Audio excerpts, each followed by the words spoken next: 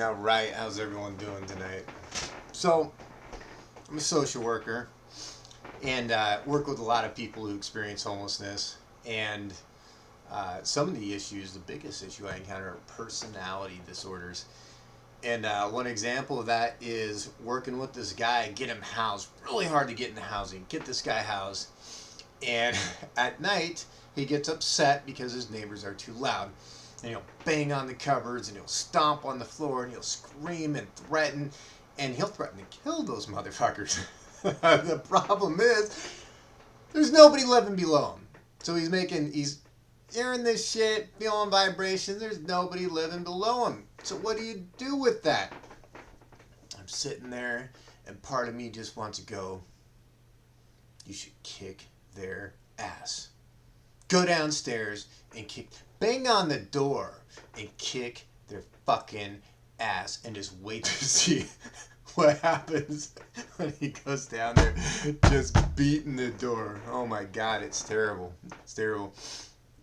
People don't know that social workers are pretty fucking gangster. We're pretty gangster. When you think about it, we're the last profession you want to piss off. You could come into our office wanting to get a little bit of assistance for food. You want your SNAP benefits, a little bit of the food stamps, as we call them, right? You say the wrong fucking thing, and by the end of that meeting, you've abused a vulnerable adult, and you beat your kids, and we're taking your kids from your home. That's how we roll. Don't piss us off. That's how we roll. So, I also get the opportunity to work with a lot of, or correspond with a lot of prison inmates. So I write to them on either by letters or through this app, and some of them are pretty open. One time, this guy he's sending me this little letter, and he says lately he's been dealing with some prison drama, and I'm like, prison drama, huh? What's that? What's prison drama? He tells me the story of how somebody wants to fucking kill him and his cellmate because they think they're part of this deal. So here's what he says happened. Got some random inmate walking by their cell door, and I guess guards need to talk to him or whatever. So he drops his shank on the ground and kicks it under their door. So there's the two of them, my friend and his cellmate. They're looking at the shank and they kick it back under the door. So the guy decides to pick it up and he gets caught with it. So now he's pissed off. He's fucking pissed because they didn't hide that shank for him.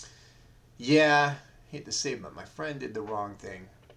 And the right thing wasn't to hide that shank for that person. The right thing to do was establish dominance. To take that shank and shank that motherfucker who kicked it under his door. Let him know.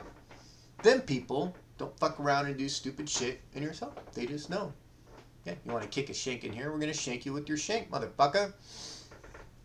And then, as a social worker, you also get involved or have to have some kind of a stance on a lot of social justice issues, right? And one of them is that, rightfully so, this feminist campaign to know your worth, right? I don't know if you've ever heard that phrase, know your worth.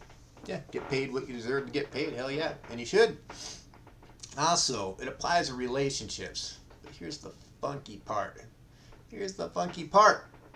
They never practice that. Say, know your worth, but they never practice it. And here's what I mean. They're getting together with all these fucking chowderheads, right? These guys that got no business being with them. They're educated. They got great careers. They got all things going for them. They're with some fucking idiot. And here's how you know when you got an idiot. Check his underwear. Check his underwear. If he has brown streaks in his underwear, you're dating a fucking child. Get rid of him. And it doesn't matter what you've invested with this guy, how many years you put in, how many kids you had together, what you built, doesn't matter. It doesn't matter. Leave him.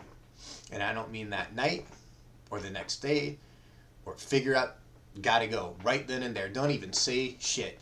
If they're living with you, make them leave. whatever you can grab, get the fuck out. And if you live with him, don't even say a fucking word. Just grab your shit and go. You're wasting your time. You're wasting. Just think about this. This is all you need to know.